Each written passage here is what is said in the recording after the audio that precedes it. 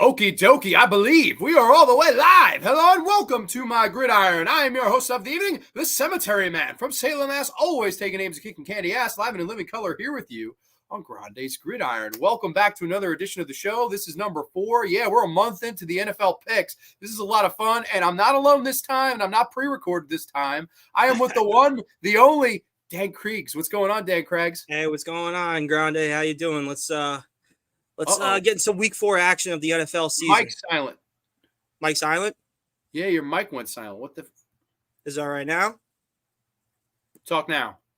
How about now? Uh-oh. Hold on. Dan's microphone went silent.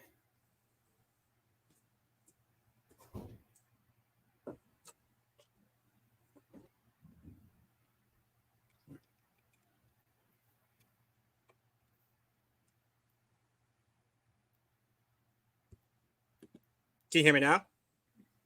I can't hear you. Uh-oh. You can't hear me? Oh, What no. the heck happened?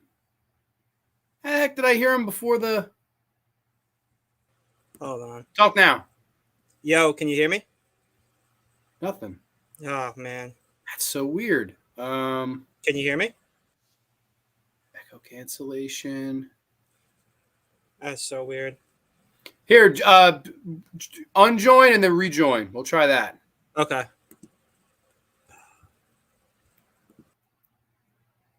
Sorry about that, folks. I don't know. I could hear him before we went live, and as soon as we went live, I couldn't hear him no more. That is so freaking odd. So okay, Barrowin was with that. I don't know if there's even anybody even in the house, so that is what it is. I can hear both of you. Oh, so I can't hear him, but he could hear me? What the heck? Hey, Say something now. Can you hear me? I can't hear you. That's so weird. Maybe I need headphones. You can hear me? I can hear you. I can hear me? you. You can hear me. Yeah. And Tom says he can hear you. Let me. That's so weird. I'll try to find headphones. Hold on.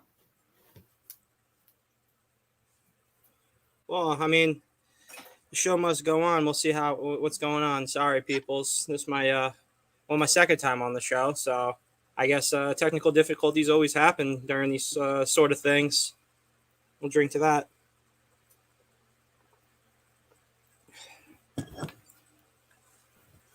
Okay, he says he can still hear us both. Bear with us here because I was talking for a little bit in the interim. Maybe hear Dan.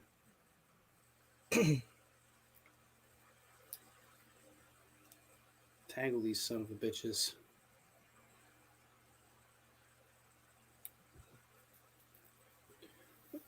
I don't even know where the audio thing is here.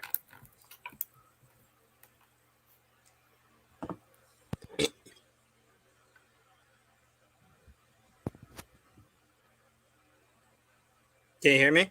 I hear you now. Oh my God, so weird. That's so weird. Okay, and Tom, just one more time, can you tell us if you hear both of us? Because I don't know what the hell happened. That is so odd. His mic sounded weird when we were backstage, and then as soon as we went live, I couldn't hear him at all. So I don't know what the fuck happened. I've never seen this in my life. When there's a will, there's a way, though. That is true, man. That is true. But okay. Right. Can you hear me like this? I hear you fine now. Okay. I could not hear you at all. Like this. Got you both. Okay. All right. We're fine. I don't know what happened.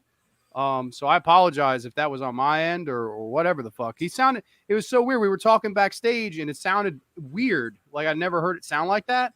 And then out of fucking nowhere, when we went live, I couldn't hear him anymore. So that was I got a crappy laptop from high school, so it's probably on my end. I'm due for a new one. Okay.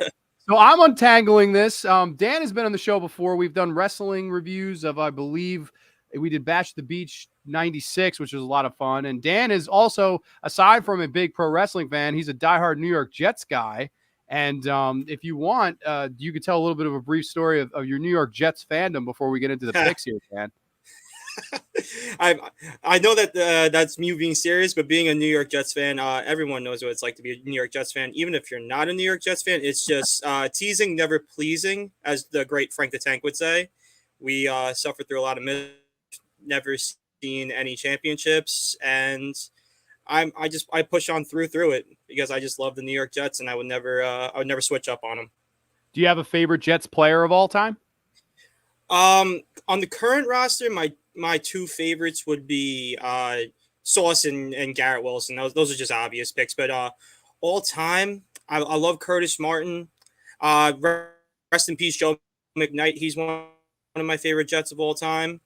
That's a very my favorites. And who else do I like? I love not Curtis Martin. Wayne Corbett. He would be another one of my favorites. My dad has a Wayne Corbett jersey somewhere. My Papa Grande is a diehard Jets guy too, if for people that don't know. But yeah, no, Dan and my dad, they're always, when they see each other, they're always talking Jets. John Prentice says all-time favorite Jet is Revis. I know Dan is a huge Revis Island guy. I like Breece Revis. Hall. If I had to pick a favorite Jet that right now, I think Breece Hall is up there. He's a badass player, man. That 2022 draft is those are my favorite Jets.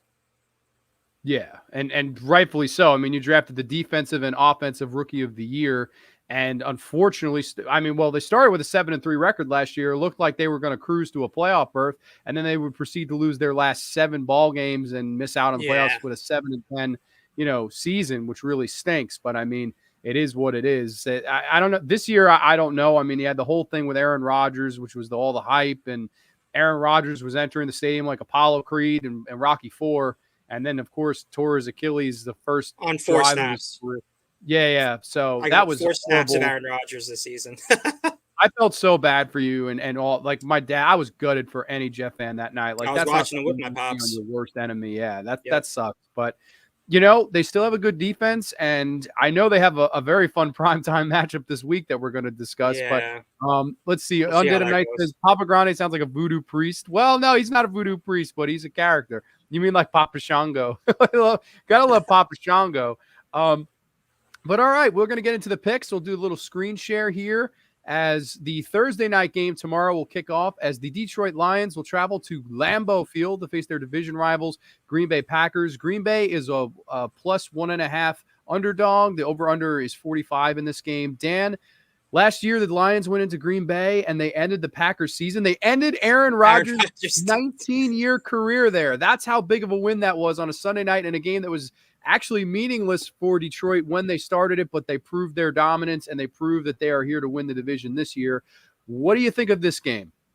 This is going to might be the best game of the week, in my opinion. These are two very evenly matched teams. Last week, the Packers looked like they were done. Jordan Love, he's not a rookie, but this is his first year getting the opportunity with Aaron Rodgers out of Green Bay to take command of the ship, and he's looked pretty good. He led an 18-point comeback win last year. I forgot who they played, but I saw them take the W.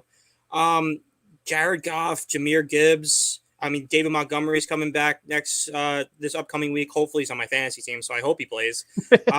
I'm down and out in fantasy. It's bad this year. Injury bug has hit me. And also in the Packers, Christian Watson is questionable to play. It would be nice to see him have his first start of the year, see what they got in him. He's on my fantasy team also, so I'm praying that he could play also. Sure. I think that the Lions get the dub in this one. And what was the spread? It was plus 1.5. Green Bay is plus 1.5 at home. Green Bay is plus 1.5. Basically a pick 'em. 1.5 is a pick 'em, basically. Yeah. I just the Lions win outright by, I say it's going to be like a 17-14 or a 21-17 game. It's going to be very close. It's going to come down to a last-second field goal or a crucial interception to seal the game. But I think the Lions take the dub in this one. I would agree with that. I think Detroit by 6. I granted, this year, for some reason, the only team I can't pick is the Packers. I'm 0-3 on picking the Packers this year. So if I'm picking against them, they might just win despite me. And I know right now that they have the same record, and I believe they'd be tied for first place. So this game is going to decide who's in first place with the lonely Minnesota Vikings and Chicago Bears with a combined 0-6. This is for the first place lead in the NFC North. And, of course, the head-to-head tiebreaker for now. I know these two teams will meet again later this season. But I think Detroit is just showing me a lot right now. I know they had that sloppy game at home to Seattle, but the other two games they played really good on both sides of the ball. I really like Aiden Hutchinson. I think he's a game wrecker on the defensive side of the line. And I don't know. I like what I see from Detroit. I think their coach is good. I think they win this division this year, and this is going to be a sentimental win for them, beating the division rival on the road on primetime Thursday Night Football. Give me Detroit by 6. I like Detroit. Over-under, I don't know if I would touch the over-under here. I would say under, if anything, but what about you? I would take the under. I think they have two decent defenses, and I just don't think it's going to be a high scoring affair. I say like 21-17, 20-17. I think it's going to be a field goal game, or if not, less than a touchdown. Yeah, I do too. Like the Packers have not been scoring a lot. Like in all their, other than the first game, they haven't scored much. Like last week was 18-17 final, and the Packers didn't get on the board till the fourth quarter against the Saints. Yeah. And that was over under would be 35 there. And that the week prior was not a high scoring game in Hot Atlanta either. So I like the under here.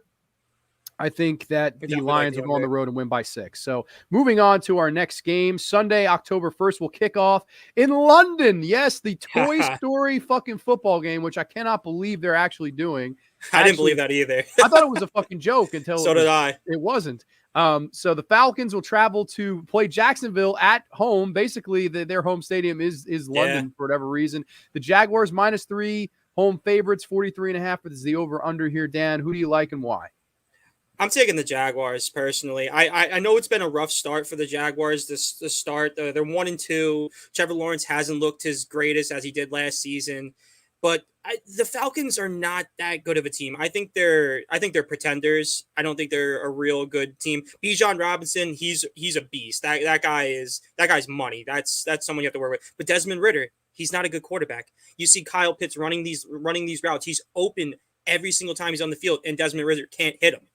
I just think that the Jaguars are just everything's gonna come together in their home stadium of London, and they're gonna be a cohesive unit this week. Run the ball with Travis Etienne, get him going. Throw the ball to.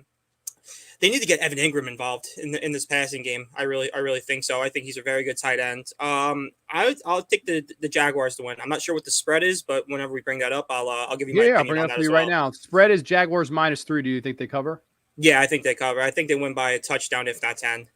I would agree. I think the Falcons are also pretenders. I don't really like their head coach. I don't like what I've seen from Desmond Ridder. He looks like it's funny because Mariota's the guy that kind of shaped him. He reminds me a lot of Mariota, but even weaker when it comes to being a thrower of the football. I think he can make plays, but overall, he seems a little shaky, seems a little green. Bijan Robinson should be the guy, and he's been fantastic from top to bottom. Every game I've seen Bijan Robinson play, I'm just more and more encouraged about what he's doing, and I think he's going to become the face of that franchise. But defensively, they don't really do anything very special. They're not a great team when it comes to stopping the pass, and I think Jacksonville's going to pass all day long on them. I really like what I've seen from Lawrence. I know they're 1-2, but I think they bounce back here. I agree. I think in London, I think they cover the 3 spread. I think the over-under is 43.5. I'm going to say over here. I think it's time for the Jaguars to go off because they just got embarrassed against the Texans and they just got embarrassed against the Chiefs. And both those games, they didn't score very much. So I see a big offensive explosion here. I look for the Jaguars to score in the mid-30s, and I think that the over will hit there. So I definitely like the Jaguars on the road there. Let's see. Joe Perna says Raiders 1-16. Oh, it's on. It's on, buddy. We got the Raiders. We beat them this past week, man. Barely, but we got them. Undead of Night says, yeah, or Papa Leg Buff from American Horror Story. Very funny. Mayan is in the house. Mayan, how are you? I hope all is well with you. Let's move on to our next game, though, as we're both on the same page so far. This one, talking about really good games this week. The Miami Dolphins, the 3-0 Miami Dolphins, will travel to Buffalo to face the division rival Buffalo Bills. Bills -2.5, home favorites, over under 53.5. Shoo. That's an interesting fucking spread here. What do you think, man? Do you think Miami goes in? I know they're undefeated, and I know they're the hottest team on the planet right now, but they're underdogs traveling into Orchard Park. What do you think, man? I'm just saying the Jets beat the Bills. The Bills are not that good of a team, in my opinion. Everyone overhypes the Bills every single year. If Zach Wilson can beat the Bills, Tua Tagovailoa can beat the Bills. They just hung 70 points on Sean Payton. And that was without Jalen Waddle too. If Jalen Waddle is healthy from the concussion, they could have put up 100 points against the Broncos last year. And they took a knee. They could have had the point record outright. But Mike McDaniels, I mean, he looks like a dweeb or whatever. But I can't discredit him. He's been coaching that team very well. He's been coaching them very well. You're not 3-0 putting up 70 points being a bad coach. I say that as much as it pains me because it's AFC is a gauntlet. I think that the Dolphins are going to be 4-0 after this game. I really do. Wow. Okay. So okay. Dan's got Dolphins going into Orchard Park, beating Josh Allen and company. What do you think about the over/under? Does the over/under hit there? 53.5. That's a lot of points. Right? I'm taking the under on that one. I don't 70 points was a lot last week, but they can't replicate that every single game. It's in Orchard Park. There's going to be a lot of crowd noise. The Bills defense is much better than what the Broncos defense is. I think it'll be like it was 53.5. I say it's going to be like a 27-20 game. It's going to be a touchdown. Okay. I think that's a fair assessment. I'm actually going to take the favorite here. I'm going to take Buffalo. I know that, I agree Buffalo is overrated and they're overhyped, especially you around like Josh here. Allen, though. You're a Josh Allen truther. Oh, I like you've sure. always been a Josh Allen truther since the draft in 2018. We always talked about it. I like Sam Darnold, and you said the Jets should go and get Josh Allen, and then Josh Allen was bad the first season, but he has really turned it around. But he's a turnover machine. That's the issue. Since Brian Daboll's left, Josh Allen's turned the ball over more than any quarterback in the NFL, and that's really the issue with Josh Allen. And I also think that they have to rely less on what he can do with his legs. Otherwise, he's going to get hurt. That's what's scary. But right now, they're running the ball with Cook very effectively. Yeah. Damian Harris has been a decent backup back. I like what I've seen from Buffalo so far. Now, I know they had that ugly game in New York, of course, week 1, where they lost to the New York Jets. However, the past 2 weeks, they have been nothing but dominant, blowing out the Raiders and then blowing out the Washington Commanders. And now in come the Dolphins, red hot. And if the Dolphins win this game, man, they're cruising, man. They got a 4-0 start. They beat a division rival on the road. I just think something's got to bring Miami back down to earth. You don't score 70 points one week and then the following week do it again. So I like the under to hit again. And actually, we're going to take Buffalo and give the 2.5 to Miami. So this is going to be the first one we're a little bit different on. I like Buffalo at home. I think they're going to extinguish the hot fire that is the Dolphins. What better place to extinguish it than the cold Orchard Park? So I'll say it like this: if the Bills match up if the Dolphins match up Eli Apple and Stephon Diggs, the Bills will win. If they don't have Eli Apple on them, the Dolphins will win because Eli Apple is burnt toast. He is one of the worst defenders in the league. The Dolphins better hope that Jalen Ramsey comes back because that will be their Achilles heel in this season if they want to go all the way through because they need corners. What's crazy to me is they had Patrick Surtain on on Tyreek Hill. They had Patrick Surtain on Tyreek Hill, and Tyreek Hill burned him. He cooked him, and Surtain's been very good. Surtain's been arguably, other than Sauce Gardner, the best corner in the past couple of years. Easily. Like, I think he's a great talent. He's very underspoken about because Denver's just been so damn bad. Yeah. But when I saw that, I was like, wow, this is really something else. Miami's having a special season right now, but I think Buffalo's going to bring them back to earth a little bit. That's at least my prediction, but we'll see how it plays out. Steelers versus everyone. Pat is here. He's a Steelers guy. Dolphins are underdogs that they're putting up 70. That is wild.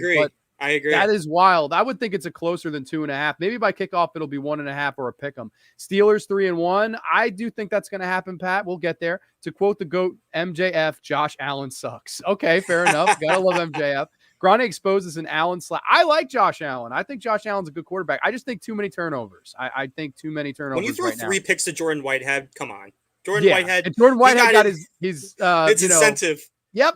That's great, man. Alfa Romero is here. Diehard Packers guy. Packers by 20 tomorrow. We actually, I have gotten the Packers wrong every single week, Alpha. So I am guessing I'm going to be wrong again. We took Detroit, but I've been Detroit in a close game, though. It's going to be a close game. It can go either way. It's going to come down to a last-second field goal or a last-second turnover by either team. It's going to be a very hard-nosed fought game between both squads. They're very good teams. I would love to see that game come down to Jordan Love having to put together like a touchdown drive, like down 4. Have to drive the field with less than 2 minutes to go, 1 timeout. Like, I think that's the moment Jordan Love needs. Granted, he just had it that moment. He came back down 17 and scored 18 unanswered to win a game at home, the home opener. But I think against a division rival would mean a lot to take sole possession of first. But we'll see. We'll see how that game plays out. Let's move on into our next game here, where the 0-3 Minnesota Vikings, who are putting up legendary offensive numbers, but they cannot seem to win a ball game. A year after they went, of course, 11-0 in the regular season in 1-score games. Here they find themselves in 3 games this year. They are 0-3 in 1-score games. Panthers are +3 home underdogs over under 45. I think the Vikings get their first win here. What do you think? I think so too. I honestly think though, I'm pretty sure Bryce Young's out. I think Andy Dalton gives him a better shot to beat the Vikings than Bryce Young does. And Andy Dalton was he's a good quarterback. I wish he was starting for the Jets right now, to be honest with you. Andy Dalton was slinging it last week to Adam Thielen. Adam Thielen went for like 100 and a buck over 120 yards easily. And Adam Thielen's going to want to play harder against Minnesota because they dropped him after all those years. Game.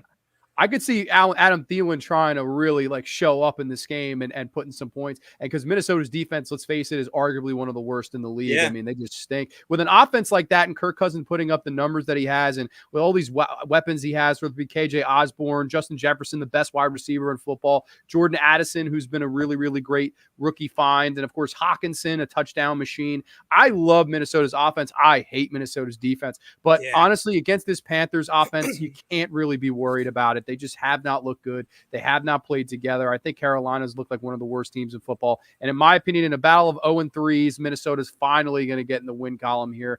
I do think they cover the +3. They're only giving the Panthers a field goal. I think That's Minnesota wins by 4 or more. Yeah, I agree with you on that. If I was betting that, I'd slam that. They're winning by at least a touchdown, if not 10. Yeah, the Vikings offense is just too good, but they've been turning the ball over a lot too. They've had a lot of turnovers, Minnesota, so far this season. But the Panthers, it's drafting Bryce Young. It's a rebuild in process. Growing pains. It's definitely growing pains. It's a rebuild, and I think Andy Dalton will play decent, but they're not getting the W this week. It's just. I mean, if they do lose, maybe the Jets trade for Kirk Cousins or something like that. But oh my God, a Dalvin Cook Cousins reunion, that'd be something else. Last year of his contract, might as well get something out of him. Oh my God! All the money the Jets spent on Rodgers, they bring in another NFC East, NFC North. It'll be a 1-year rental. It'll be a 1-year rental because you can't. These kids on rookie contracts, but we'll get into that when we talk about the Jets. Sure, and we'll get there. They're the main event of this week, which is a lot of fun. Lions are losing O-line right and left. Fair enough. Steelers, Titans plus -140 under. Steelers playing the Texans this week, buddy. Adam Thielen's gonna have the game of his life and hand the Vikings another loss. Okay, so John Perna's on the Panthers to get their first W. I do think Adam Thielen's going to go off for another reason. I'm playing against him in fantasy this week, so he's going to fucking have a career day. Steelers win 3-2. Okay, that's an interesting prediction there. Let's move on, though, to our next game here as the Baltimore Ravens. Oh, I'm sorry, I skipped one. I'm sorry. Well, I mean, you want to skip this game because that game is going to be so bad. Want to skip this fucking game. There's the Super Bowl that's played every February, but this right here, week 4, is the toilet bowl. The Denver Broncos traveled to Chicago Soldier Field, the legendary most old stadium in football, as the Bears are +3 home underdogs against Denver, who just got blown out by a score of 70-20. Dan, these two teams have lost by a combined 81 fucking points last week alone. They are both 0-3. Right now, they look like the two worst teams, and one of them, barring a tie, has to get their first W here. What do you think, man? What do you think? Who wins the toilet bowl? It's going to be a tie. They're both so bad. They're both so bad. The final score is going to be 0-0. Don't smash the under. Nobody's going to score. I can honestly see it being a tie, though. Those are two stinkers of teams. Like Sean Payton's past his prime. He should just retire after getting 70 hung up on him. And Justin Fields is not good. It's just I'm not a Zach Wilson truther. I don't like Zach Wilson, but Justin Fields arguably plays worse, a little bit better, if not worse, than Zach Wilson does, and everyone's on his high horse. He's not a good quarterback. He runs the ball. He runs into sacks. There's guys wide open left and right. He's a lot of Ohio State a lot of guys that play quarterback in Ohio State, they come into the league and they're just not good. And he's a prototype of it. He's not a good quarterback. I don't even know who I would take in this game. They're both. It's just that's an abysmal game.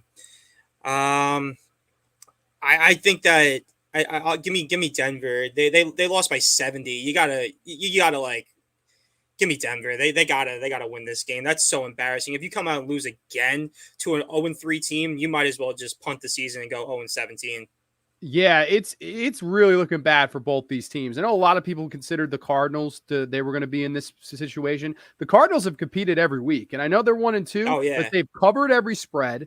They beat a team that was considered by many to be a Super Bowl contender in Dallas last week. I see competition from Arizona. I don't see it from Denver. I think Denver is playing uncompetitive football. I don't think their hearts are in it. They look like a team that has given up. And we're only 3 weeks into this fucking season. Chicago, on the other hand, has looked terrible, but in a different way. They just seem they can't get the right coaching. They can't get the right play calls. They really should run that offense and orchestrate that offense around Justin Fields' talent, which is running the football. I would love them to get Khalil Herbert more involved. I think he needs more than 7 rushes per game. Oh, definitely. But what happens is it seems like they're behind 28-0 every week, and they just have to abandon the run. And Fields is not a great pocket passer, so it just seems like every single game plan, they're hurting themselves. I don't think the coach, Matt Eberflus, whatever the fuck his name is, he's not doing a good job. Sean Payton is doing an atrocious job. The year after Nathaniel Hackett gets fired for having one of the worst offenses in the league, the offense looks the same, if not worse, which is insane because of all the money and commitment they put into Russell Wilson. They just look truly atrocious. I think these are the 2 worst teams in the NFL right now. I really do. Maybe the Panthers are with them, but to me, this is the toilet bowl right here. And I actually think Chicago, I'm going to take Chicago +3 just in case it is a tie, because if so, then the +3 is going to put me over the top. I will also smash the under with you. I think we smashed the under 46 in this fucking game because I don't like either of these offenses. They both look terrible. And honestly, I know people after last week, they gave up 70 points. Yeah, I know they did, but they fucking gave up. So I like Chicago to win at home. Give me Chicago. I think they go to 1-3. If you're betting at all, just don't touch this game. I would not touch this game. It's too much of a wild card game, in my opinion. I just would not. I wouldn't take any player props, any money lines, anything. Just do not touch that game. It's the only thing you're touching is smashing the under. Yeah, that's the only smash thing I would that touch. under. I think 46 holds. I think it's like a fucking 17-10 game or something like that. Like 17-3 or something like that. 17-3. Yo, this is it. I could see it too, to be honest with you. Let's see. Lions and their meathead coach are coming back down to earth tomorrow. Jeez. All right, man. The pack believes. Bears Broncos, loser gets relegated to the MAC. Dude. We love some action. The MAC's absolutely. great. Justin Fields is awful. Name the last great quarterback to come out of OSU. I'll wait. Yeah, no, Justin Fields is not. My point even more. He's not been it. He really hasn't been it. But I would say I think the coaching's let him down. I think you should run that offense like they run their offense in Baltimore, and I think that the results would be substantial, but they just don't. I agree. They don't run an offense like that. I think it's all coaching with Chicago, and I also think their fan base has just fucking had it. My buddy AJ Zetro, he has had it up every fucking week. He's like, "You believe this again?" Like it's just fucking hysterical. Did the Jets pay Dan to wear that jersey? Asking for a Giants fan. No. I got more jerseys than you can even imagine, man. Who you rocking? Show the people who you're rocking today. It's a throwback. It's a Plaxico Burrs, baby. Don't shoot yourself in the leg now. No, I won't do that. Even though Zach Wilson should do that so he doesn't have to play anymore. Oh, my God. We bring in Boyle or whatever the fuck his name is. Tim Boyle. Trevor Siemian. Boyle, the savior. The best since Namath. Okay, next game, an AFC North rivalry here as the Baltimore Ravens will travel to Cleveland. -2.5 is the Browns. They are home favorites, over under 41.5. The Ravens just coming off a stunning defeat at home against Minshew Mania, brother. This is a wild fucking game. Yeah, and Zach Moss ran all over them. That was shocker of last week for me. I could not believe Indianapolis went into Baltimore and beat the Ravens. But here we go. A battle of 2-2-1 teams, tied for second place. Who do you like in this game and why? I think this is a tough game. That game last week with the Ravens and the Colts, there was a huge holding call on third down that the refs missed, and it would have put the Ravens into field goal range. So granted, like hypothetically, they should have won that game because Justin Tucker can kick it from anywhere. But this is going to be a tight game. The Browns defense has let off one offensive touchdown so far in 3 weeks. And it was Pickens from Pittsburgh, baby. Yeah, and that was exactly. It was a long touchdown.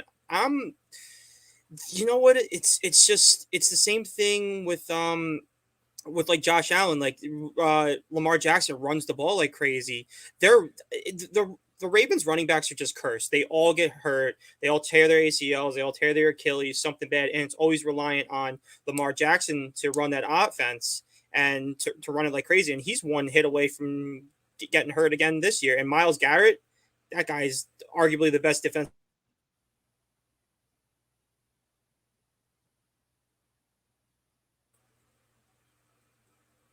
You froze there, buddy. I think it froze. Yeah, I hear you now. Go ahead. Talk about Myles Garrett now. I'm sorry. It froze on you. Can you hear me? Oh, am I? Can you hear me? Yeah, I hear you. I hear you. It cut you off. You were talking about Myles Garrett, if you can hear me. Okay, Can't hear me. sorry. That's okay. Can you hear me? Yeah, I hear you.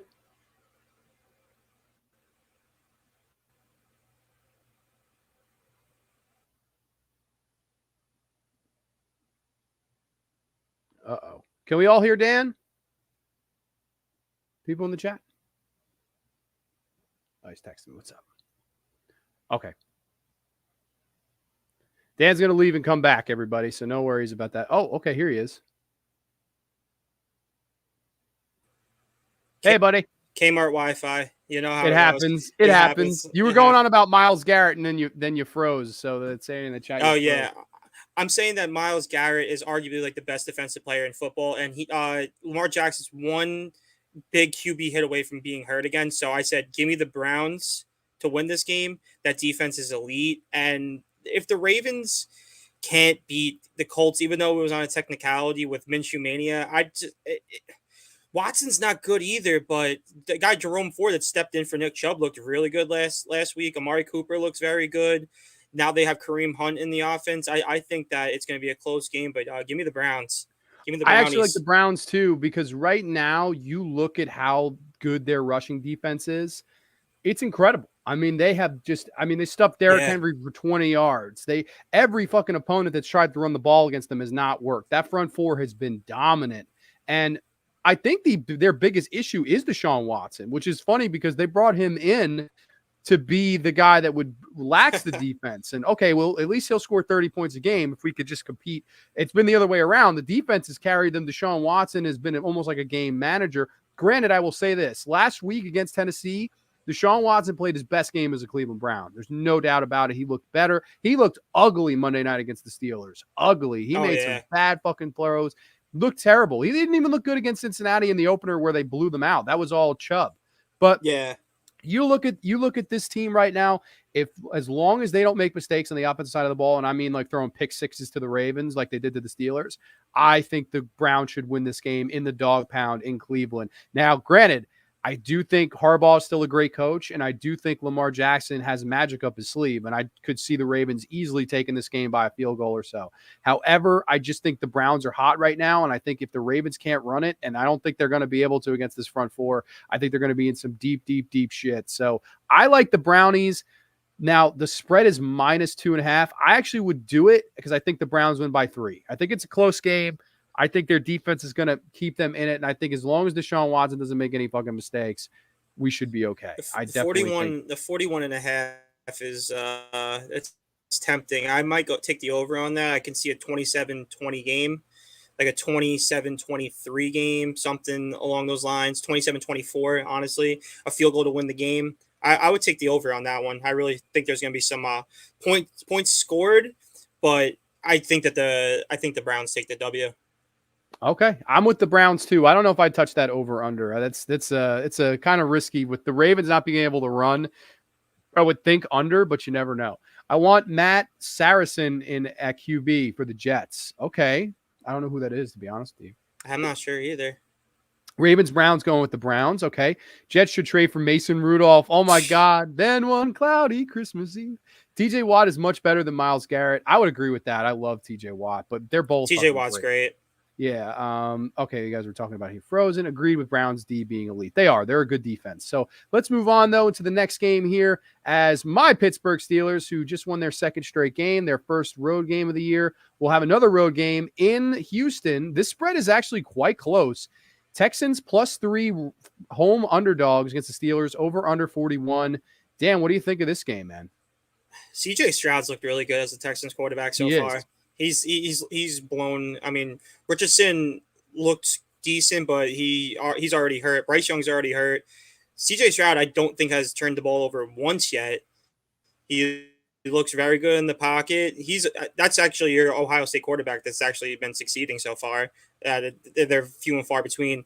It's +3 for the Steelers. The Steelers are the underdog, or the Texans are the underdog. Steelers at are +3? minus Texans three. are. Yeah, -3 road favorites of the Steelers.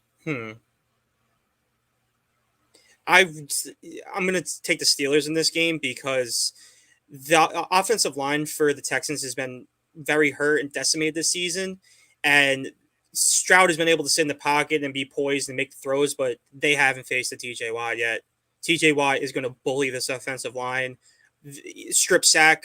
So there's going to be a strip sack in this game. I guarantee you. This is going to be the first game that CJ Stroud looks a little bit off. He's going to look bad, but it's because that defense of the Steelers is very good. It's going to be his first turnover. I'm going to say, give me the Steelers. They got this game under wraps. It's going to be an easy victory for them. I think the Steelers win, but it's funny. Their defense has been creating turnovers, but they have been Swiss cheese. Like, they have been able to stop the run.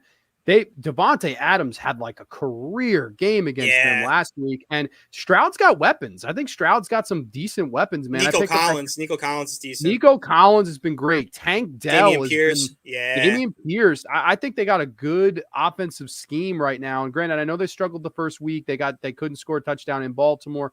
I do think they're going to struggle to run the ball. I do think our D-line is going to make some plays, like you said.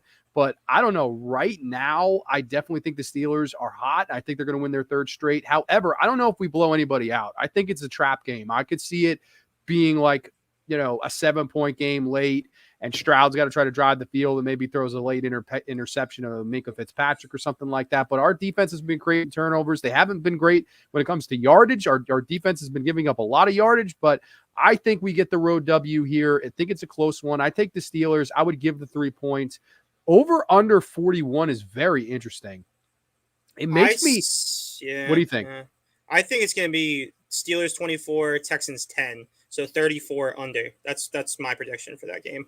Okay. You know what? I'll go right with you. I'll take the under as well. We're going to take Steelers -3 and the under. We'll parlay all three there. So there we go. Matt Saracen was the backup quarterback from Friday Night Lights who became the starter. Oh my God. I'm thinking you mean a real guy. I'm like, how have I never heard of this guy?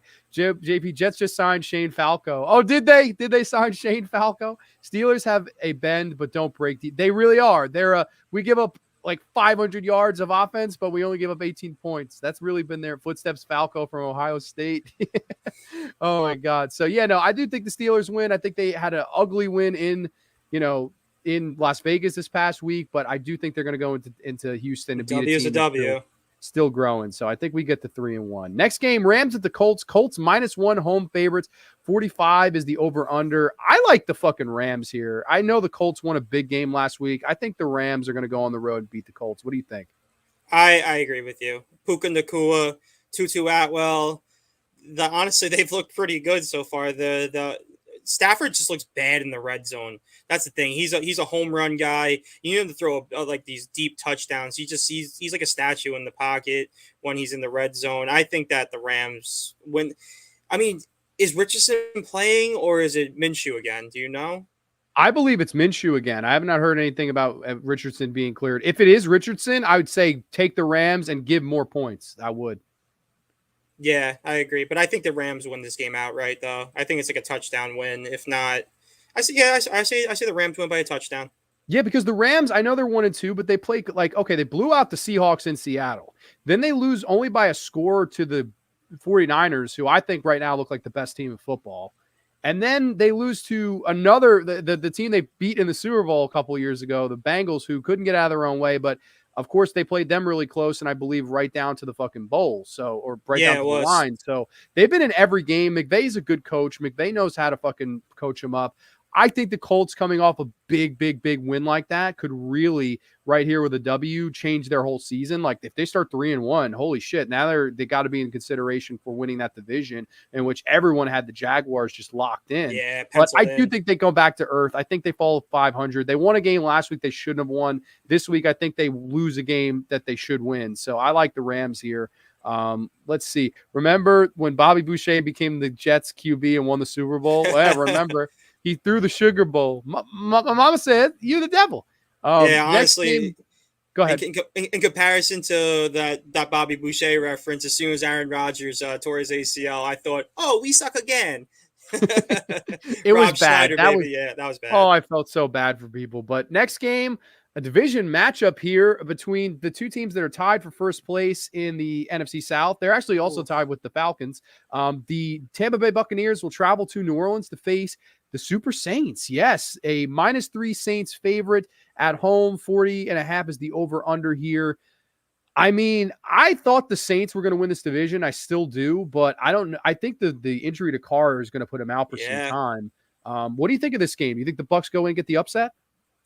I'm just telling you, bro. It's a revenge game. Famous Jameis and the Saints take down the Buccaneers.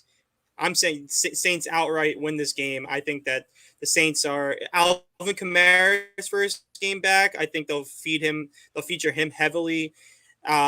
Chris Olave is a beast. Michael Thomas looks a lot better than what he has in the previous couple seasons. He's been hurt. The Carr was throwing him the ball a lot to start this year. He was catching a lot of little short slant. I mean, he's slant boy, so he was catching a lot of slants and everything. But he was racking up the yards and all that. But I just think that the Buccaneers are pretenders. Baker, you saw what it was this upcoming week. They could barely score.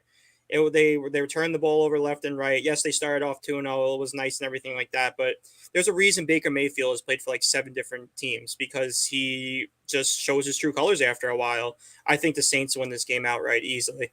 I like the Saints as well. I like their defense. I know they had a meltdown in Green Bay. However, if their kicker makes that 40-something yard field goal, then they win that game outright. I mean, the guy missed a big kick, and I think otherwise the Saints would be 3-0. Before that fourth quarter, the Saints had only given up 1 offensive touchdown on the season as well. True. And while I don't think their offense has clicked yet, I do think it will. I like Olave. I like fucking Michael Thomas still, even though he's button hook slant guy. That's all he's ever been. But it works. I mean, it 5 yard here, and here. It's going to add up after a while, and that's Michael Thomas's gimmick. I like what I've seen from the Saints. I do think they could be better offensively, and I do think that losing Carr is big. But I agree, famous Jameis against the Bucs in a rematch, of course, of against his former team that drafted him to go all these sorts of places, and then of course they bring Tom Brady in. He wins them a Super Bowl ring. I think there's some salt in that wound, and I like Jameis Winston to win this game. I think it really helps that it's in the Dome. Yeah, I think if this game was in Tampa Bay, I could easily see the Bucs finding a way. But in the Dome, and the Saints have had the Bucs number for a lot of years lately. Even when they had Tom Brady, they seemed to always beat them. So I like the Saints here. I would give the spread here. What is it? I think Saints -3. I would give the -3.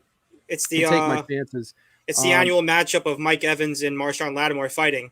They're going to fight this year. So don't take Mike Evans on any props or anything like that, because they'll probably get kicked out after the first quarter, because they're going to start beefing and fight each other. So if you have them in your fantasy team, bench them. Take Godwin to score his first touchdown. Exactly. Mama said Zach Wilson's the devil. Yeah, he is. I agree. In all seriousness, Jets need Jameis. I've been saying this. He said it to me literally the second quarter when Rodgers went down. He was like, Jameis. I said I want famous Jameis, but now that Carr's down, they're not getting rid of famous Jameis. He's a starting quarterback in the league, and you know what? He's a great backup for them to have, because he steps in the role for Carr, and I think that they'll be competitive with Jameis Winston, and I think they can win probably. I mean, depends on how long Carr is out for. That injury, he landed hard on that shoulder. I don't know exactly the extent of the injury, but if he's out for an extended period of time, I think that Jameis Winston is more than suitable to step in and win at least 10 games with the Saints this season. I agree. I actually agree completely. I think Jameis Winston can win. They'll turn the ball over more. There's no doubt about that. But I think they'll score more too. Like, I think Jameis Winston, it's funny, like he's not a great quarterback, but he's, for fantasy purposes, has always put up numbers. Mm-hmm. And that's a team that their defense is so good. If he puts up 25, 30 points, they're going to win a lot of ball games. And I like this one here. I think that they win this week. I think the Saints get the W at home. So let's move on into another division matchup, as Sam Howell and the Washington Commanders will travel to the undefeated Super Bowl, I guess, loser in the Philadelphia Eagles. The Eagles -7 home favorites, over under 44.5. Can Sam Howell, a week after throwing 4 interceptions in his home opener, not his home opener, I'm sorry, his third game of the season, he had a horrible game against Buffalo. They almost got shut out. Yeah. What do you think of this game, man? Any chance for Washington, or does the Eagles steamroll the 4-0? If they can get the run game working with Brian Robinson, but Brian Robinson is a very good running back, but just the Eagles just have everyone's number right now. That defense is very good. If the ball's inside the 5-yard line. All they need is to get it to the 1 or the 2, and they're just going to push. They're going to push Jalen Hurts in. That's how I lost my fantasy this week, is by that push touchdown. They're just an offensive juggernaut, and I just really think that the Eagles they're pissed that they lost the Super Bowl last year. They're looking to come back, and they're gonna beat the Commanders heavily. I think they win by 14. You're going to think I'm fucking crazy, but I like the Commanders. I Yeah. think the Eagles, last year, the Eagles were 8-0. They were rolling, and then fucking Heineke and company goes in there on a Monday night in Philadelphia and I hands remember that game. Jalen Hurts his only loss in his last 21 fucking games. That's the only game Jalen Hurts has lost, was that one Monday night. He's 20-1 in his last 21 starts. That is absolutely wild. They're 0-2 in games that he hasn't started since his debut, which is absolutely wild. So he's really the whole fucking show there. I like the spread. I think you take the +7 just to back yourself, because I could easily see the Eagles win by 6. But I do think that the Commanders are going to hand the Eagles their first loss here. I think a lot of people are taking the Eagles and saying the Eagles are going to win. I don't know what the money line is looking like. I don't know if JP is still here, but he could probably tell us. I bet you a lot of people are on the Eagles right now. I think Sam Howell's going to bounce back, and I like what I've seen in the other games from Washington. I think other than the loss to Buffalo, their defense has played really well. Sam Howell hadn't turned the ball over much until that game. And I don't know, they've been finding ways to win. They've been running the football. I like what I see. I think Ron Rivera is a good head coach. And I think that other than this past week, the Eagles haven't looked that good. Like, they barely win that game in New England. They barely win at home against Minnesota. They blow out the Bucs in Tampa Bay. I mean, I think a lot of people are probably expecting them to do the same thing to Washington. But I'll take the upset here. Give me the Commanders. Give me the 7 points. Over under is what, 44.5? I'm going to take the over here. What do you think? Yeah, I'd take the over on that one. 27-24 game. I think that the Eagles, I think the Eagles are going to win by a lot, but I think that the Commanders will hang around, and then like a fourth quarter rally that they'll expand it to a 2-touchdown lead for the Eagles. So I would take the over. I think there's going to be some points scored in this game. So give me the over on that. Fair enough. I'm with you on that. Over for sure. Carr's week to week, so the dream's not dead yet. That's right, but I don't think he's playing this week. So the dream for this week is famous Jameis against the Bucs. So let's move on though into our next game here. Bengals at the Titans. This is a rematch of an AFC divisional playoff game from a couple years ago. The Bengals finally get their first win with Joe Shiesty at home on a Monday night against the Rams. The Titans have been struggling. They win one game against the Chargers, but of course have lost their other 2 games in an ugly fashion. Titans -1.5 home favorites. That line surprises me. Yeah. Wow. The Titans are favored over the Bengals. That is very interesting, man. What do you think here?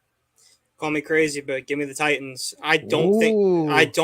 That calf of Joe Burrows is being held together by fucking yarn. He could not move in that pocket. He hit Jamar Chase for Jamar Chase had like 13 or 14 receptions. If he could feed him, they'll be in business. But the last 2 games prior to that, when they went 0-2, he couldn't get the ball to Jamar Chase once. If they can lock down Jamar Chase, T. Higgins had Stonewall Jackson hands. I had him on my fantasy team. He couldn't catch a cold this week. He was horrible. I think that after Derrick Henry getting shut down for 20 yards, he's going to be pissed, and he's going to be running with authority. He's going to be trucking over people. And I in Tennessee, give me Tennessee to upset that. Well, I mean, I guess technically the Tennessee's the favorite, but I still think that it would be an upset because Titans aren't really that good this year. But give me Tennessee. It's going to be a heavy run game from Derrick Henry.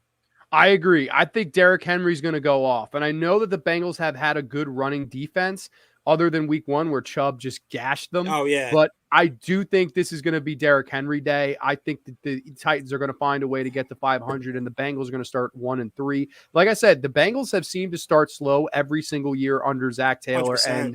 and of course, Joe Burrow. They've always started slow. I think this is the end of them starting slow, though. I think they get to go to 1-3, and then I think they're going to pick up a little bit of heat. I agree. I don't think Burrow's 100%. I do think Tennessee's D-line will get pressure and get to him. Their secondary is not the greatest, but I do think that this is a big week for Tennessee. Like, Tennessee has got to win this game, and they've got to go back to old reliable and Derrick Henry, Hall of Fame running back talent. I think Derrick Henry goes for 2 touchdowns and a buck. I definitely see him go for 100 yards in this game. And I think DeAndre Hopkins might just have a touchdown or so I in hope this game so. as well. I So, hope yeah, so. I think the Titans get the win too. I'm just surprised that they're favored. I don't know what. I'm very surprised in that. If Joe Burrow is maybe expected not to play or something I haven't heard, I don't know. I haven't heard. I didn't look at any of the spreads until today. This is the first time I'm seeing this. Yeah, we're looking at this raw, so this is completely raw. If there's any insider information in the chat or something like that we don't know about, just throw it in there. Then we can talk about that. But I think it's interesting that Tennessee's that they're the favorite in this game because I'm surprised too because in their 2 losses they looked terrible and they couldn't score a touchdown. In their 1 win, they got bailed out by the Chargers. Bad coaching. I mean, they really could be 0-3 right now. So I'm very surprised at that. And I think the Bengals, despite being 1-2, have played better than a 1-2 team. Especially they probably could have beat the Ravens. Week 1 was a wash though. The Brownies kicked their asses. Next game, Raiders at the Chargers. Chargers -4.5 at home. 50.5 is the over under here. I really like the over in this game. The Chargers don't play defense, and the Raiders last week with Devontae Adams, I know they only put up 18 points, but I think they bounce back and score a lot this week. I look at a shootout here, but I like the Chargers all day. I really like the Chargers here. I do think they have a bad coach, but I think McDaniels is just as bad, if not worse. He's awful. I think Justin Herbert might be the best quarterback other than Patrick Mahomes in the world right now. He looks unbelievable. He's not turned the ball over via interception. He is thrown for, I think, 3rd most yardage. He's throwing multiple touchdowns in every game. He's just been electric, man. It's been a lot of fun to watch Justin Herbert, man. But who do you have in this game? I agree with you 100% with everything you just said. I'm taking the Chargers. Josh McDaniels is an awful coach. He should have he's not good. But Brandon Staley's not much better. He's if not worse than him. Justin Herbert won't win anything with Brandon Staley as the coach. He won't win anything. He'll be the MVP of the league, but they won't win a playoff game. And to solidify yourself as one of the elite best quarterbacks, you got to win a chip. And you got to win a chip. You really have to. That's what cements your legacy.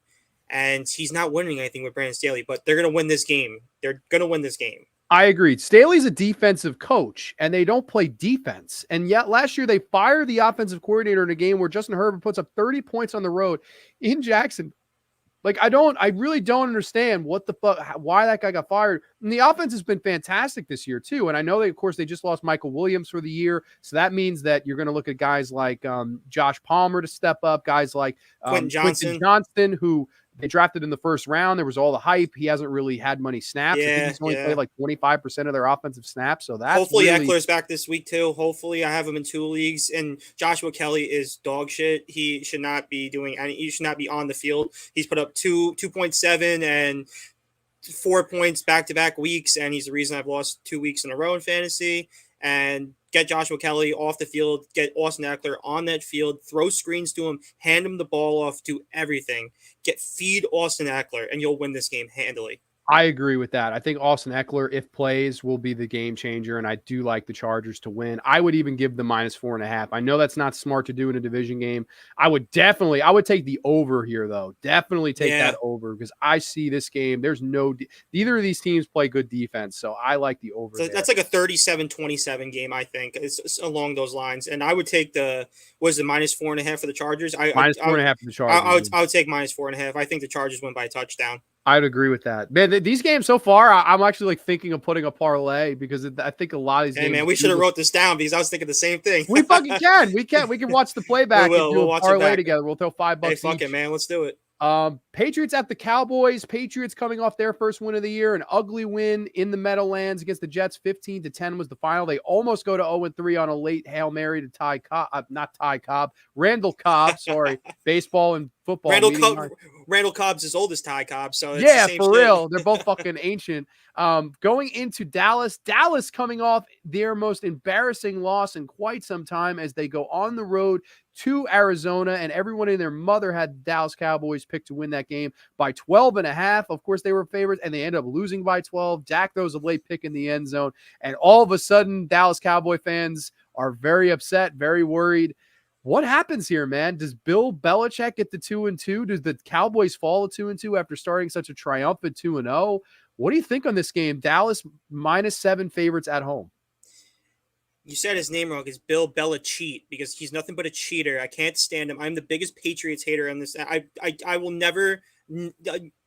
Cowboys. I hope they win by 500. I hate the Cowboys too, but I hate the Patriots more than anything. I want Bill Belichick to retire. I want him gone. I want because whenever for as long as he's been in the league, there's been nothing but pain and suffering for a Jets fan because his aura, just him seeing him on the sidelines of any game makes me nauseous because I hate him so much. The Cowboys that was a trap game. They went into that thinking they were going to steamroll the Cardinals, but I don't think they watched any film on Josh Dobbs because Josh Dobbs looked good in those first two games. Yeah, they got routed. Not routed. They were up a lot to the Giants, and the Giants came back and won. But that's not on Josh Dobbs' fault. That was on the Cardinals' defense's fault. And Josh Dobbs. I mean, why I'm saying Josh Dobbs. Dak Prescott looked bad in that game, but I think that they'll come back with a vengeance. I think they beat. It's at Jerryland, right? It's in Jerryland. Yeah, it's in Dallas. Yeah, give me the Cowboys. I wouldn't take -7. I think it's going to be like a 4-point game, like a 24-20 game, but I think the Cowboys win that game. I also think the Patriots cover, but I wouldn't take them. I think Dallas, after losing that game, a game they absolutely should have won in Arizona, and there's no excuse. I mean, you took them for granted, and they took advantage and beat your ass. And I'm happy for Josh Dobbs. That's a guy that was a backup in Pittsburgh for years. Yeah. Never got a James chance. Conner. James Conner ran all over them. That's right. It was to former Steelers, and it's funny because the year that Ben got hurt and they did the Rudolph Duck thing, they had traded Dobbs like the week before Ben got hurt. They traded Dobbs week 1. Ben goes out for the season week 2. And I think in another world, Josh Dobbs would have been the starting quarterback for the Steelers that year because he was in their system the most that season. So, I mean, that's one of those things where it's just like, oh my gosh, what could have been. But now it's nice to see Josh Dobbs getting that chance. And man, I'm happy he got to 1 and 2. Although Dallas, I think, was just so far up their own fucking question. I'm sorry, their own fucking asses. Yeah. And I don't know. I don't like either one of these teams, to be honest. Like, I especially hate the Patriots too. So I'm going to take Dallas to bounce back. I really think Dallas bounces back here. I don't think the Patriots are that good of a team. They're not a good team, but Belichick has the Jets number every year. But like, you put any competent quarterback in last week against the Patriots. Zach Wilson's not a competent quarterback. Put me in there. I'm going to play better than him. Like he can't. He's so bad, and that's the reason they lost. They didn't win because they're a better team than the Jets, because the Jets statistically their players are a lot better, their defense is better. They lost because Zach Wilson can't throw the ball. The Patriots roster is weak. It's been weak for about 2 years. I mean, it looks bad. And I think it's actually at its worst right now. I think this is the worst Belichick roster I've ever seen in my life. It's ugly. I mean, they're receiving core. You got Parker, you got Juju, you got Hunter Henry. I mean, you got guys that were good elsewhere, but right now it's like, I don't know. And I mean, you put up 15 points. Yeah, you put up 15 points, but you really didn't play all that great. And I don't know. I think Dallas is going to be fucking pissed. I think Micah Parsons is going to kill Mac Jones. I like fucking Dallas to win here, but I know Belichick will find a way to cover. So they scored the one touchdown they scored against the Jets that game. Farrell Brown caught that touchdown. Who the hell that I didn't know who it was either. On a busted coverage because Quinnen Williams came out of the game for one play. That's how good Quinnen Williams is. And if Quinnen Williams is in that game, the Jets were just misaligned when he went out because he's just such a dominant force. And of course, Belichick, he's a great coach. He's a cheater though. He just knew how to take advantage of that one opportunity when the Jets, arguably their best defensive player, was off the field for that one snap. And what happens? They score a touchdown on a busted coverage. But that's how the greats win games. Yeah, he is. I don't like him, and he hasn't won anything without Tommy Boy. I mean, let's be honest. His record without Tommy Boy is under 500. Yeah. He has one playoff win without Tom Brady. If you look at his career record without him, he's a below 500 losing coach. So I understand all the praise, all the hype, and I know he'll forever be considered by our generation, if not the greatest coach of all time. I don't like the guy personally. No. I think he's a fucking dick. And don't get me wrong, the big cheese, Mike McCarthy, he's on the hot seat. If Dallas, I'm telling you this right now, if Dallas doesn't win an NFC championship, I think Mike McCarthy's fired. I think there is no team right now that's fan base is more fucking like has the entirety, the quarterback, the coach. I mean, you are on the hot seat. And after 2 weeks, they were like, we're going to win the Super Bowl. You just Easily, lost yeah. the game to fucking Arizona Cardinals, who were picked to go like 1-16, if not 0-17. Buddy. Tank for Caleb Williams. Yeah, you didn't think that they were gonna. You didn't think they had a prayer in that game, but they came out and they played hard-nosed football. Dude, yeah, and that's all any given Sunday, man. That's all it Yeah. matters. So, I mean, right now, if I'm Dallas, I want to murder the Patriots and reestablish that Yeah. dominance. And I think it being in Jerry's world helps them. If this was in New England, I actually would take the Patriots. Even if Yeah, the rosters, I agree. I think Dallas has a much better roster. I do think home field advantage means something there. Ty Cobb, yeah, no. Bengals winning the Super Bowl. Well, you know what? They've been in the AFC Championship 2 years in a row. They were in the Super Bowl 2 years ago. Maybe, just maybe. We have them starting 1-3, so I don't know, Matthew. Serious question for Dank. What do these Jets do next year if somehow, some way, Zach Wilson figures it out and plays really well down the stretch? I know the answer to this before you go, but go ahead. wait, can you re-put that up? Yeah, I'll keep it up here. Go ahead. It froze for a second. Serious question for Dank. What do these Jets do next year if somehow, some way, Zach Wilson finds out and plays really well down the stretch, taking the Jets to the playoffs? Well, Rodgers is signed for 2 years, so he has to come back next season. And he said that he was going to come back next season. Zach Wilson won't do that, though. I'm sorry. As much as I would love for that to happen. I don't wish any bad intentions for any player that plays for the Jets. The only person I always ever hated on the Jets was Devin Smith. Fuck Devin Smith. He's out of the league. He tore his ACL 3 times. He was a bust. I don't want that to. Zach Wilson he's playing scared. He just doesn't. He's got such a cannon for an arm. He looks at his first read. He doesn't look over to his next one. He throws checkdowns on 4th and 10 with the game on the line. Like, he's not a game manager. And I think he just got kind of thrown into the shuffle. He thought he was going to be sitting on the sidelines chewing bubblegum, watching his idol sling the ball for 17 games. But then 4 plays in, he got thrown into the fire. But granted, he shouldn't even be starting these games. He shouldn't even have been starting when the Jets initially drafted him. He was a horrible draft pick. He was a project. He should have sat behind a vet. And this is what it was. They got the vet 2 years later, which would be Rodgers. He was going to sit behind him for a little bit, learn, mentor from him. But it's the day that, yeah, honestly, I agree.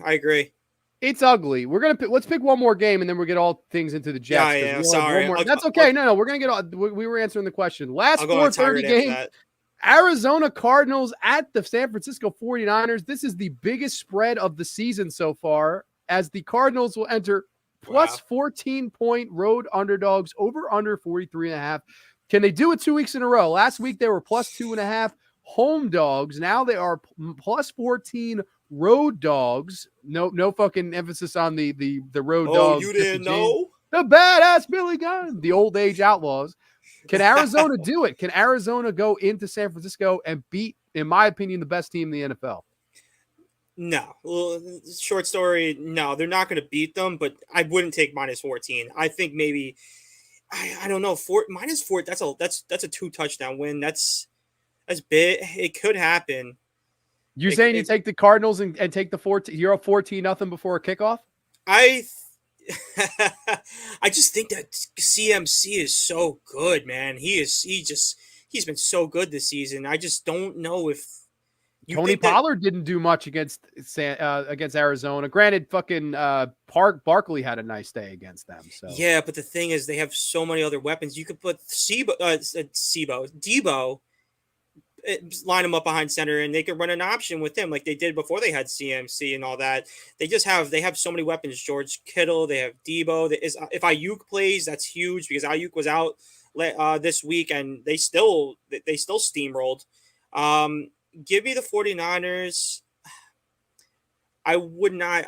I don't know if I would take the minus 14. I could see them winning by 2 touchdowns, but just after that Dallas game, you never know. Like they want to play hard for their coach. They were considered the laughing stock going into the season. Tank for Caleb Williams, and they showed a lot of haters that, hey man, we could beat arguably the best team in football at that point, which was the Dallas Cowboys, and then arguably right now the best team in football is the 49ers. Yeah, if they could pull it off, all of a sudden they go from the laughing stock to a contender, in my opinion. If you beat Dallas and the 49ers back-to-back weeks down double-digit underdogs, I would be fucking stunned. It's not going to happen. There's no way. However, They have covered the spread in all 3 games. They lost by 4 in week 1. We're getting 7. Lost by 3 in week 2. We're getting 10. They won by 12, getting 12.5 last week. I think if you take the plus 14, you're going to cover. I would take the plus 14. I would take the plus 14 too. However, if you're a smart man, just bet the money line. However, I could not. You probably have to bet $100 to win 10. I don't know what the money line is, but it's probably insane. Whatever the fuck. I mean, I could not imagine how. I bet you 99% of the world is on fucking San Francisco to win this game, man. And like, I wouldn't be surprised if San Francisco blows them out by more than 14. Alpha says, I think Arizona is going to come back to reality this week. I'd still okay, so he'd give the 2 touchdowns. Interesting. The fact that they've competed in every game and every game they played in, they have covered really makes me want to take the 14. The over under 43 is interesting. I actually think the over hits there. But let's move on into the main event, what Dan's been waiting for. We've been waiting an hour to get here. I'm sorry about this. But Sunday night, as the Kansas City Chiefs will travel to New York to face, I guess Meadowlands is New Jersey, whatever the fuck. They'll travel to MetLife Stadium, JetLife Stadium, as Aaron Rodgers would call it, as the New York Jets are plus half-point home underdogs against Patrick Mahomes and the Kansas City Chiefs. That has to be wrong. It's not wrong. Plus 0.5. So it's basically a pick 'em. That's saying insane. if they tied, the Jets would get the spread. I don't understand how that's even. I mean, I guess because the Jets defense is so elite that maybe they think that the whole shutdown. Dude, I think that's a ridiculous. I don't know why it's that close. I would totally give the fucking half a point. But this is your team, so tell me what you're feeling, man. Vent to me. What do you think their chances are against Kansas City, and what do you see about the direction of the Jets right now? Oh my God, this could be going for a while. Go ahead. The Chiefs are winning. It's Chiefs are definitely going to win the game.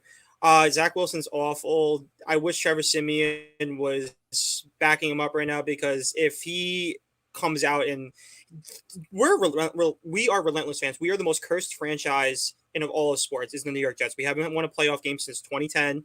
We're always been awful. 2015, we should have made the playoffs, but Grande Steelers took our playoff spot because Ryan Fitzpatrick threw a pass down to Kembrell Tompkins on the sideline, hit off his hands, couldn't catch the ball, couldn't beat Rex Ryan. But that's Rex Ryan was a 5-11 Buffalo team that swept the Jets that year, which was insane. Yeah, that's just what happens. That was the Fitz magic era, and he came back next season, and he was awful because he was a backup quarterback. But if the Jets play, I could see a quarterback change at halftime. I could see them just throwing out Tim Boyle, and if they're getting routed and Zach Wilson's doing nothing at halftime, they'll punt this game and give it to Tim Boyle. Like I can really see Zach Wilson getting benched at halftime for this game. Is that punting though? Do you think anything of Tim Boyle? My father seems to think Tim Boyle could save them. Tim Boyle is nothing. He's fucking Aaron Rodgers jockstrap. He is literally, that's what he is. He is his jock. He was his backup. He carried his bags around for three years or whatever it is. He's nobody. Tim Boyle's a bum. That's why that they brought in Trevor Siemian, because Siemian in 2021 he won. I think he started 4 games for. I think Breeze was. I don't know if it was Breeze or who was the quarterback at that point. I think it might have been Breeze in 2021. He had 11 touchdowns, 3 interceptions, and threw for like 2,000 yards that season. He was with the Jets for 1 game. The guy's ankle demolished by Myles Garrett. I think after this week, if Zach Wilson has a pitiable performance, which we're all thinking he's going to have, it's going to be Trevor Siemian, and it's going to be like the Mike White thing. Like Trevor Siemian's going to come in, he's going to stand in the pocket, make some easy throws that Zach Wilson should be making, and then everyone's going to rally behind Trevor Siemian. And what do you think the main issue is with Zach Wilson? If you had to say, I know there's a lot, but if there is a main gripe or thing, what would you say? What happened? Didn't hear you. Oh, sorry, it froze for a second. Yeah, it did. I'm sorry, I didn't hear what you said to answer the question. I'm sorry. No, it froze for a second. That's my bad. Zach Wilson's not mature enough. He's not mature. He needed to sit behind a veteran quarterback. He really needed to. And I thought that's what I thought was going to. And unfortunately, the hand that we were dealt, that Aaron Rodgers goes down after 4 plays and Zach Wilson gets thrown right into the fire again. And everyone tries to rally around him. He has all the tools in the world. He can run it. He's mobile. He can throw deep passes. He just can't make the easy throws. That's his problem. He doesn't check down at all. He doesn't check down to the running back. And that's a big issue because you have 2 guys in Hall and Cook that can catch the ball out of the backfield. It's not like you have 2 running backs with stone hands. You have guys that can catch the ball in the backfield and give you positive 1st and 10s. And you become a lot less of a predictable offense if you want to throw first on 1st down and then maybe give it to Breece Hall on the 2nd and 5, 2nd and 4. I agree. And then you could get you into either 3rd and short, 3rd and manageable, or just run for the fucking 1st down and start all over again. Maybe get some play action, get Zach Wilson's legs involved. I don't think that he looks good. Don't get me wrong. Zach Wilson looks like a bust. However, I wonder if it's the offensive play calling. Like, I wonder if you could possibly get him to run a different style offense. And I know Hackett was brought there to run Aaron Rodgers' offense. I don't know what you do here. Let me ask. Let's say at the half, let's say the Jets defense playing like the Jets defense and it's 10-3 or it's 10-6 or it's 13-6. Do you make the move to Simeon? Do you make the move to a Boyle? I know Simeon has just been signed, so the odds of him knowing the playbook are slim to none. My guess would be Boyle will be the backup for just this week at least. Do you give him a shot? Do you give him a shot down 7 and a chance to get back to 500? Or do you stick with Wilson and see what you get?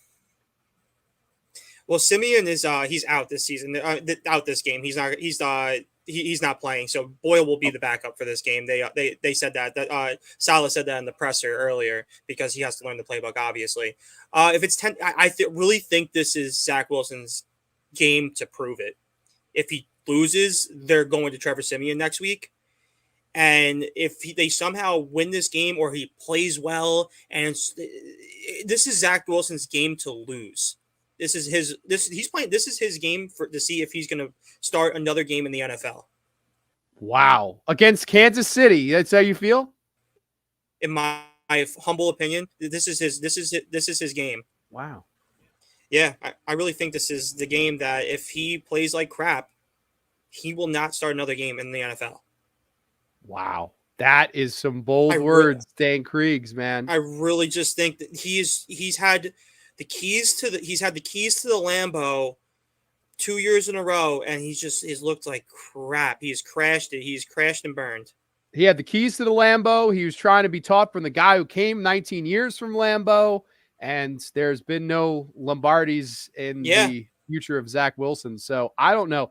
I think he's a bust. I do think he's a bust. And I thought it for a while now. I think so. I think they're really stupid for not keeping Mike White, especially after how good he looked healthy and he knew the offense and he's won some big games. He threw for 400 yards. His jersey's in the Hall of Fame for that game. One game he had against the Bengals. Yep. I mean, I think they're stupid. Trevor Simeon, I don't think is a winner either. Trevor Simeon's not going to go in there and win you any games. I think if they really want to compete, they got to get a real fucking contending quarterback. But this defense is super good, and it's going to be very interesting to see what the Chiefs can do against this, Chiefs team, because the Jets defense is strong. The Chiefs offense this year before last week had not been doing very good. They only scored 20 in the opener. They scored 17 the following week. They don't look like the Chiefs of old. Their wide receivers especially have been bad. Pacheco's been running the ball okay. I don't think against this Jets team he's gonna have a good day on the field. I look for Jerick McKinnon to possibly have a passing touchdown or two in this game. And also the Jets, if they give up, Pharaoh Brown touchdowns, look out for Travis Kelce. So I think the Chiefs win this game. I would give the whopping half of a point. I can't believe that's the spread. Yeah, I can't believe that either. That's wild. I would give the half a point, and I would put a lot of money on the Chiefs here. So the Chiefs, I think we both have them taking away the Sunday night game here. And let's pick the last game of the evening, last game of the episode with you, buddy. Monday Night Football. The Seahawks will travel to New York to face the Giants. Back-to-back primetime games for New York teams. Giants, 1.5 home underdogs, over under 45 points. It's an interesting game. These are two teams that I think, the Seahawks are 2-1. I think they've underperformed though. They don't look as quite as good or as sharp. And the Giants have definitely underperformed. They barely won the one game they won, and they have a horrible point differential. But what do you think here, man? Who do you like here? You know, it was just funny. I just thought about that. Mike White beat Trevor Siemian last year when he was on the Bears. It's just funny to think that Wow. when he started in for Justin Fields, that rainy game at the Meadowlands. That was the last game the Jets won, right? Yeah, that was the last game, and that was the Mike White. Wow. That was the Mike White game. Yeah, when Eddie Jackson, I think, like tore his ACL, and Garrett Wilson had like that 62-yard touchdown. But that's besides right. the point. Yeah, that's besides the point. I just literally thought about that like the two came together. But give me the Seahawks. Seahawks. The Giants are not a good team. They're not a good team. I know a lot of my friends are all Giants fans, Giant truthers, and all that. Daniel Jones. I don't think Daniel Jones is good. I don't think he's that good. He's not that good. They have no wide receivers. Who are their wide receivers? What the hell is his name? Paris Campbell. Paris Campbell is he's a jabroni. Freaking Jalen Hyatt. They have barely utilized him. Darren Waller is a great tight end when healthy. That hamstring has been lingering for 2 years, if not 3 years now. The Seahawks are a better team. Kenneth Walker is going to run the ball down the Giants' throats, and then Geno is going to go. He's going to throw dimes to Locke. He's going to throw dimes to DK. He's going to throw dimes to Jackson Smith-Njigba. The Seahawks are going to trample the Giants. I think the Seahawks go over too. I think they're a better football team. I do think I could see the Giants finding a way to win this game. However, last year these two teams played and the Seahawks very much overmatched the Giants. I don't think it's a good matchup for the Giants. And it's interesting to see Geno Smith coming back to MetLife Stadium. Yeah. I don't know if this is the first time back in MetLife for Geno as a starter for the Seahawks. I think it is. Because I think last year he played against the Jets, but it was in Seattle. He also played against the Giants. I believe it was overseas that they played. So he's played both his former teams, however, not in MetLife. So this is a big, interesting coming home party for Geno Smith, who started his career with the Jets, then, of course, had the infamous start over Eli Manning against Oakland when he started that historic streak. So that was really his legacy in New York. He somehow found a way to touch both those teams. With the Jets, he was considered a bust. With the Giants, he was considered starting over one game over a Giants legend in Eli Manning, a two-time Super Bowl champion, a two-time Super Bowl MVP. So very interesting here as Geno returns on a Monday Night Football. I like Geno to win this game. I think Geno will have a nice day. I think Metcalf has a nice day too. I think DK Metcalf may score 2 touchdowns in this game. And I don't know. I think the Giants could find a way to win this game, but I don't think Daniel Jones is worth the money they're paying him. No, I like the Seahawks. The over-under here is 45. I don't know. I'm leaning towards the over just because Seattle's played kind of soft defensively. I think they've given up 30 points in 2 of the 3 games. So give me the over there. Yeah. Geno Smith's known for ending Eli Manning's historic run with starts and getting punched in the face by IK and Kampale. And getting his jaw broken. So that's what Geno Smith's tenure in New York. I mean, it took him. Everyone's like, "Oh, I wish the Jets would have stuck with Geno Smith." It's been 10 years since Geno Smith was drafted by the Jets. He was drafted in 2013. They're going to keep Geno Smith on the Jets roster so for him to take, I guess, 9 years because he finally had a breakout year last year for him to finally mature and figure it all out. With Geno, he's a decent quarterback. Like, let's not blow him out of the water, but it was a maturity factor for him. He's 10 years older. He's 10 years wiser, and it's finally all clicking for him because he got the opportunity and he has the weapons. It's a different culture too. Like, he came into New York. What was his weapons as the Jets? Like, I don't remember their wide receiver core at that time, but it wasn't anything special. And he was really making safe throws. They were running the ball. They played him very frail. Yeah, no, it wasn't. Yeah. The Giants, it was a cup of coffee. The Chargers, it was a cup of coffee.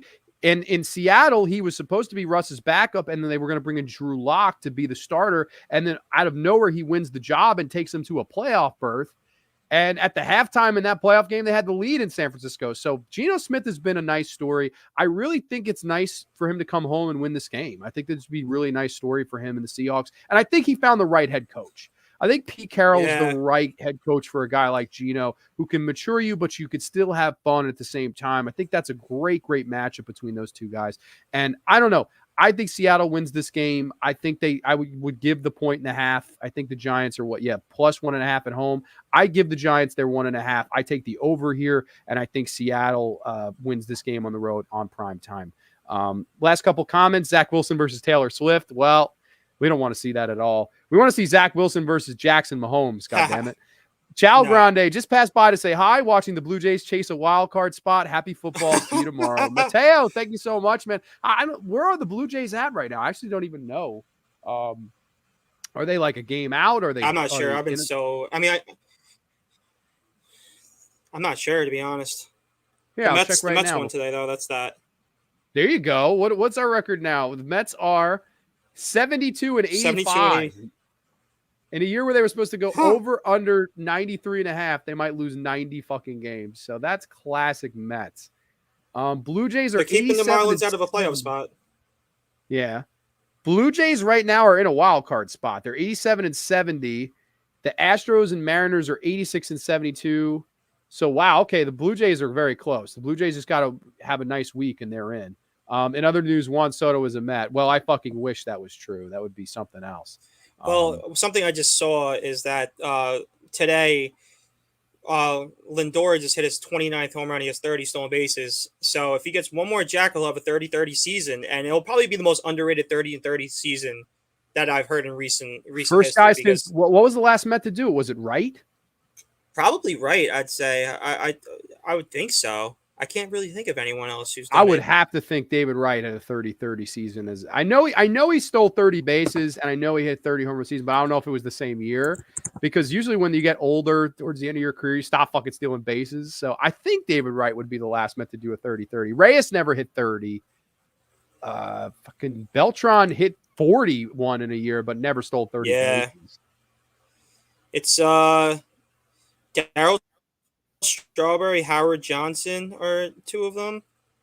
I don't know. It doesn't. Oh, third David Wright. David Wright was the last one. What year was it? 06, 07? Let me see. Let me look back at that. Jeff Passan said he sees the Mets landing Juan Soto. Very interesting. I don't know. Everybody, the Mets want Ohtani. Everybody thinks we're going to pay him. 2007. There you go. Yeah. Okay, that was the Tom Glavine year, which we all like to forget. But Dan, dude, I had a great time talking all things football with you. Thank you for taking the time here. Yeah, I'd love you to have you back. Sorry about the technical difficulties, but that's just what happens. Dude, it happens, man. But our chemistry, there's no technical difficulty there. It always is working. But yeah, I'm looking forward to. Let me plug something real quick. Grande's Graveyard. He's dropping his movie. It's premiering. What's the date for the premiere? Friday, October the 13th. Friday, October the 13th. It's I've seen the run of it. It's phenomenal, and I'm so happy one of my greatest friends could have produced this and did a phenomenal job with it. So once it drops on the Graveyard, make sure you're tuned in, you watch that. And I can't wait to see it in the theater too. If you have an opportunity to be on Long Island and get into the movie theater to see that, come and support John Grande, because this is something that he's had a passion for a very long time, and it's an honor to be on Grande's Gridiron. But I've been on the Graveyard too, so I've been on both culminations of this stuff. And he's a great dude, and I wish him nothing but the best. And he's going to produce another banger movie after this one. Produced, direct, and wrote now. Don't sell me short. I'm just kidding. But yeah, no, I appreciate the kind words. Yes, Dan has seen it. Dan is one of the few people that has fucking seen it. So that is very exciting. I gave him a sneak peek because we were hanging out the other night. And yeah, no, I'm very excited to share that with everybody. I'm very, very curious to hear what all the horror hounds think, man, because it's going to be a really nice big day. Dream come true. And it'll be really fun to have the movie. The movie theater night's going to be October 10th. So we'll be booking that soon. But Dan, like I said, thank you so much for coming on. Sir. I'm sure my dad's going to love this. I'm going to send this to him right now, and he's going to be like, dude, thank God he finally got a guy that knows football on here, you know? And yeah, that's right. You're the only guy ever, the Grande Graveyard and Gridiron crossover. So you are the first and foremost there. And yeah, I'm sure JP will be on soon too, though. So he'll be the next one. Sure. Yeah. There's plenty of people that have asked to want to come on, and I'm all for it. I want to have Alpha on. He's a Green Bay guy. I want to get as many fan bases as I can on here. Oh, hell yeah. That's dope. Fun to do. But thank you so much, Dan. Yes, I appreciate you taking the time. Too sweet, brother. And we will catch you next time tomorrow night for the Evil Dead ranking with the Evil Dead chick Dana and AJ Zetro. We will catch you tomorrow only on the Graveyard. Too sweet, peace. Bye-bye, Let's everybody. go Jets. Go Jets and Steelers.